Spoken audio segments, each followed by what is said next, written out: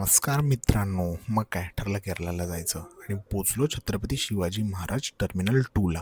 आतमध्ये गेल्या गेल्या काढली एक मिरर सेल्फी. काढता काढता हा मध्ये आला. बोललो आईला मध्ये आलास ये चल व्हिडिओमध्ये पण. मग काय सिक्युरिटी चेक पास केला. लास्ट फायनल हॉलवेमध्ये गेलो आणि पोचलो आतमध्ये. प्लेनने टेक ऑफ घेतला आणि हा व्ह्यू. अगोदर वाटलं बायको घालेल शिव्या, विंग जवळची तिकीटं काढलेली, पण हा व्ह्यू खरंच खूप सुंदर होता. कधीच न झुकणारी सिटी म्हणजेच मुंबई. पण काय करणार, व्ह्यू बघून थोडीच पोट भरणार आहे. आम्ही रात्री 12ला घर सोडलेलं आणि 4:40 सकाळचं प्लेन होतं. खूप वाट बघितली, मग आमचं ऑप्टेड मील आलेलं.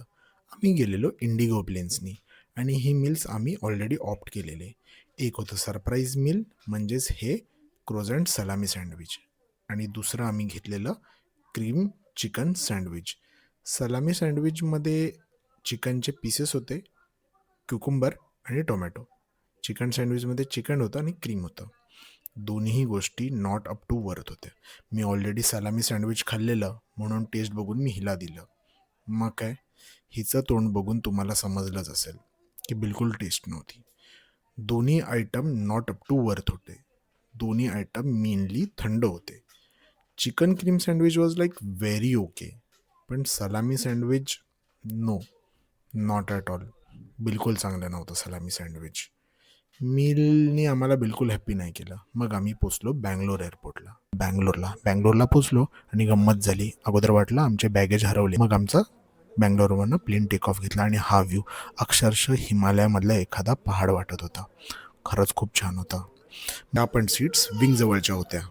मग काय, कोचीला पोचल्या आम्हाला गरमी जाणवायला लागली स्टाफकडे बघूनच. प्लेन आमचा अर्धा तास लेट उडाला आणि इकडे अर्धा तास लेट पोचला.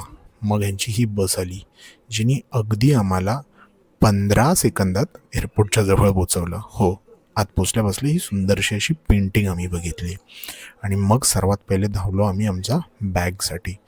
बॅगचा गोंधळ असा झाला की कनेक्टिव्हिटीवाली फ्लाईट असल्यामुळे आमचा बॅग डायरेक्ट कोचीला मिळणार होतं.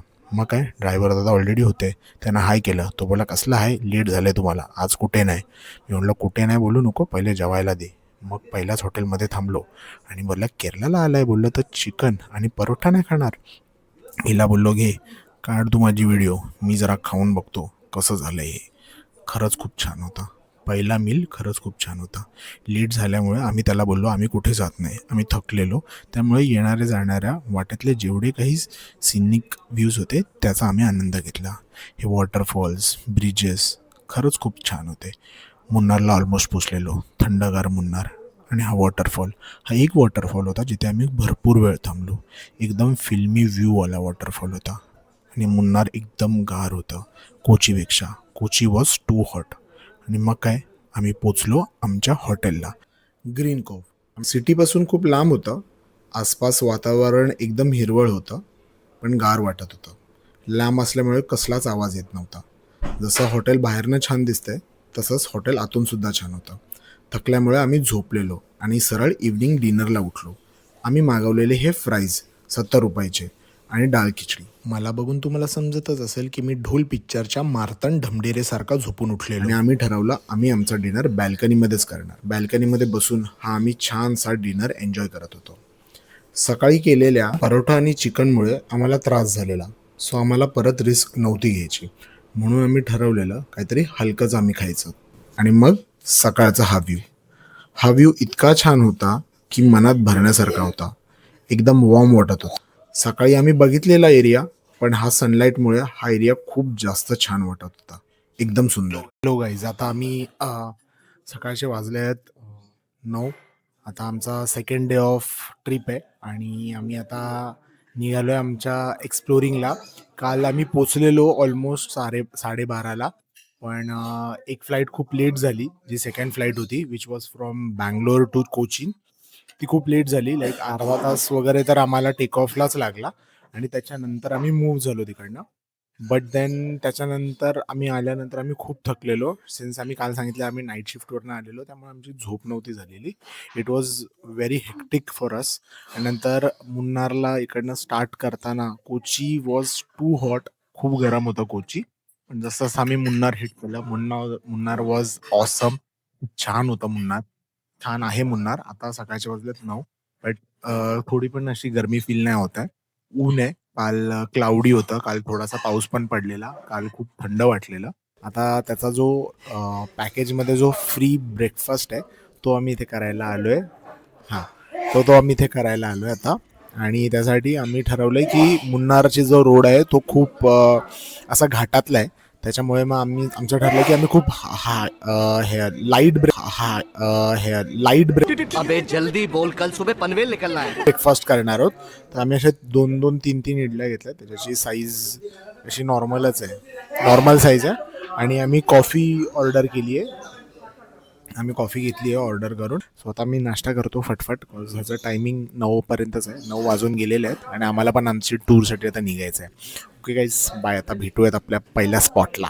मग काय, निघालो पहिल्या स्पॉटला. JCBला केलं हॅलो आणि बघितले हे सगळे चहाचे मळे, म्हणजेच आपले टी गार्डन.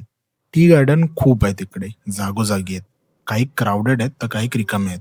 म्हणून आम्ही बिलकुल ठरवलं नाही की उतरून फोटोज काढायचे. बिकॉज मला काय त्याच्यात एवढं वाटलं नाही की याच्यात फोटोज काढले पाहिजेत थांबून. तुमच्यावर आहे, तुम्हाला थांबून काढायचे असेल तर काढा.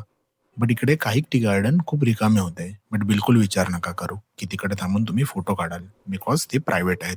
तिथे ट्रेस पासिंग बिलकुल अलाउड नाही करत. So don't even think about it. मग काय, हे छानसे व्ह्यूज, हाई टी गार्डन आणि गार गार वारा एन्जॉय करत करत आम्ही निघालेलो आमच्या पहिल्या स्पॉटला. मग काय, पोचलो एर्राविकुलम नॅशनल पार्क. एर्राविकुलम नॅशनल पार्कच्या बाहेर तुम्ही गाडी पार्क करू शकता आणि आत या. आत तुम्हाला वॉकिंग यायचं आहे. आत आल्यानंतर हा त्यांचा मेन एंट्रन्स आहे. मेन एंट्रन्समध्ये त्यांचे ऑर्गॅनिक प्रोडक्ट्स आहेत, काही फ्रूट्स आहेत जे तुम्ही तिथे घेऊन खाऊ शकता. सॉल्टीवाले असतात, छान असतात. इथे हा ई तिकीट सिस्टम आहे. इथे ऑनलाईन किंवा दुसरा कुठलाच ऑप्शन नाही किंवा वेबसाईट आहे. इथे ॲडल्ट लोकांचे 200 आणि छोट्या मुलांचे 150 रुपये. त्यामुळे परवडेबल आहे. बाकी कॅमेरा वगैरेची फार गरज तर नसते, त्यामुळे त्याचा विचार नका करू इतका. मग काय, घेतले आम्ही 2 तिकीट्स आणि तिकीट्स घेऊन आम्ही आमच्या गेटच्या दिशेने निघालो. मग काय, आता बरं गेटच्या दिशेने चाललोच आहे, तर आपण ऑर्गॅनिक प्रोडक्ट्सचं विकत घेत नाही आहोत, बिकॉज आम्ही इंटरेस्टेड नव्हतो त्याच्यात. पोचता पोचता तिथे आतमध्ये गेल्यावर पाहिलं आम्ही हा VR रूम. अगोदर वाटलं काय यार हा, ते लोक तुम्हाला बोलवतात, फोर्स नाही करत. पण म्हटलं चला ट्राय करूयात. छान बसायला सीट्स होत्या. मग काय, भरले 100 रुपये आणि खरंच खरंच वर्थ होतं. तुम्ही इथे आलात तर हे नक्की ट्राय करा. हे ट्राय केल्यावर आम्ही पोचलो या मोठ्या मोठ्या रेशनिंगच्या लाईनीमध्ये. रेशनिंगची लाईन नव्हती, ही बसची लाईन होती. लहान मुलांच्या मागणं लाथा खात खात आम्ही ऑलमोस्ट एक अर्धा तास थांबलो या लाईनमध्ये आणि आज पोचलो बसमध्ये. बसमध्ये पोचल्या मग काय केला युनिव्हर्सल रूल फॉलो. बायको बसणार विंडो सीटला. मागचा दादा आधी बोलत होता, पण त्यांनी पण ऐकलं. मग काय, ड्रायव्हर काकांनी काढला त्याचा क्लचवरचा पाय, टाकला एक्सेलेटरवर. गार गार गार गार गिरगर्दन घाट. नाही, गिरगर्दन घाट नाही, हे एर्राविकुलमचं पॉइंट आहे. इकडनं गाडी जात होती. आता बायकोनी सीट तर दिली नव्हती विंडोची, पण म्हटलं व्ह्युअर्ससाठी हात बाहेर काढून रिस्क घेतलेली. खरंच रिस्क वर्क होती. किती छान होतं. ही वर्दी रिस्क घेताना मला काहीच भीती नव्हती वाटत, बिकॉज व्हिडिओ खरंच खूप छान होती. एर्राविकुलम नॅशनल पार्कमध्ये तुम्ही आल्यानंतर तुम्हाला बघायला भेटतील ह्या बकऱ्या, शिंगांच्या बकऱ्या नाही आहेत, त्या निलगिरी ताहार आहेत. एर्राविकुलम नॅशनल पार्कमध्ये तुम्हाला दुसरं काहीतरी बघायला भेटेल असा विचार करून येऊ नका. इकडे हा निलगिरी ताहार बघायला भेटेल. छान आहे बघायला, पण एवढं काय असं नाहीये. आणि इकडे ह्या निलगिरी ताहार 7-8 दिसले आम्हाला, पण जेव्हा आम्हाला पॉइंटवर सोडलं तेव्हा काही एकही दिसला नाही. त्यामुळे मे बी हे झुंडमध्ये फिरतात. मग काय, वरच्या एका पॉइंटला बस थांबते आणि तिकडनं आपल्याला चालत जावं लागतं. जे तिकीट्स तुम्ही खालती काढलेत ते वर दाखवायचे. मग काय, कॅमेरा लावला लांब, घेतल्या 2-3 गिरट्या मारल्या. आणि हा बघा बाहुबली पॉइंट. नाही, बाहुबली पॉइंट नक्कीच नाहीये, कारण का बाहुबली इथे जर आला असतं ना तर फरफटत खाली आला असतं. इथे बघण्यासारखं दुसरं काही नाहीये, बट सिनिक व्ह्यूज छान आहेत. मग काय, चांगले फोटोज आणि चांगलेच व्हिडिओज घेतलेच. तुम्ही पण इकडे चांगले फोटोज आणि व्हिडिओज घेऊ शकता. इकडची सनलाईट वगैरे खरंच खूप छान होती. त्याच्यामुळे बायकोच्या मदतीने हा अँगल घे, तो अँगल घे, असं कर, तसे व्हिडिओ काढ, असं केलं. तर आमचा सेकंड डे ऑफ एक्सप्लोरिंग आहे आणि आम्ही इकडे आलोय. हा आमचा फर्स्ट स्पॉट आहे. आम्हाला खूप लेट झालं इकडे वरती बिकॉज आम्ही इकडेच भरपूर वेळ थांबलोय. तर रिटर्न जाताना वरती येताना पण तुम्हाला इकडनं बसच सोडतील आणि रिटर्न जाताना पण तुम्हाला त्या सेम स्पॉटलाच बस घ्यायला येतील. आणि लेट्स सी आता इकडनं आम्ही लंच करू आणि then will move to Mattupetty dam करून आहे.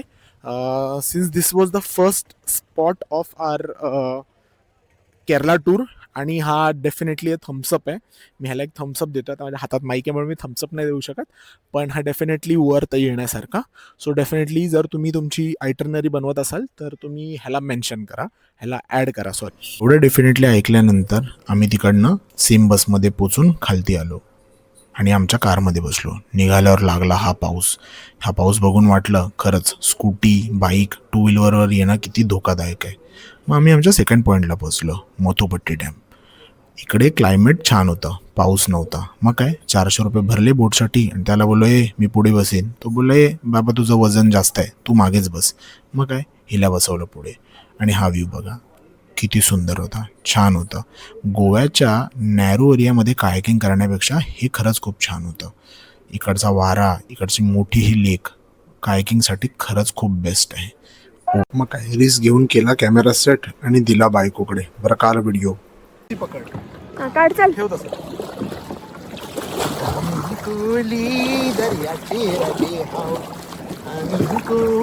दिसतोस नीट दिसतोस का रे जाड्या. काढत राहा पण ये ना त्याच्यात पागल. पुढे घे ना, तू नको पॅडलिंग करत असेल काय फायदा आहे पण. नातं झाली तुला. दर्याचे राजे लवकर. आता हात दुखला, बंद करू का? 2-4 तुला काय पोस्ट स्टाईल बिल मारायचे मार. बंद करू? बस माझा हात दुखला. मंद बिंद आहेस काय जरा? बायकोच्या शिवाय ऐकून बोट लावली धक्क्यावर बोट लावून आम्ही बाहेर निघालो. हा एक्सपिरियन्स खूप छान होता. 400 रुपये वॉज टोटली वर्थ. जोशमध्ये एवढी बोट चालवली, पण त्याच्यानंतर कळालं की काय गोंधळ झाला. गोंधळ असा झाला की जोशमध्ये बोट चालवताना पाणी सगळं आत आलं. जीन्स माझी भिजली. जीन्स नवीन होते, शूज नवीन होते. शूजवर सगळं निळा कलर उतरला माझा. मग काय रात्री घरी पोचलो, जेवलो, आराम केला आणि हा केला आम्ही आमच्या दुसऱ्या दिवशीचा नाश्ता. नाश्त्यामध्ये सेम आयटम्स होते, अप्पम, इडली, सांबार. हे सगळं आम्ही खाल्लं, थोड्याशा गप्पा मारल्या आणि मग ठरवलं आता आपण पुढे काय करायचं आहे. मग आम्ही निघालो थेकडीला जाता जाता दिसला कोण? आपला बाप्पा. ही भव्य दिव्य मूर्ती काळ्या रंगाची होती, पण एवढी सुंदर होती.